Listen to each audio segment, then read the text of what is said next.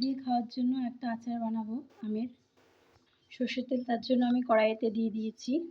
এর জন্য লাগবে আমার সর্ষে, কাঁচা লঙ্কা বাটা, আম করে দিয়েছি, 5 ফোড়ন, হলুদ, সামান্য লবণ। তেলটা গরম হয়ে গেছে, আমি 5 ফোড়নটা দিয়ে দিচ্ছি, সামান্য হলুদ দিয়ে দিচ্ছি, আম দিচ্ছি, লবণ,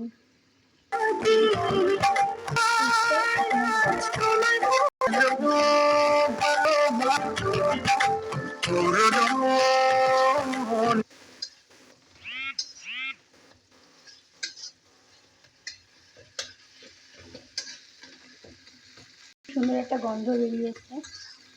একটু গম দিয়ে দিচ্ছি।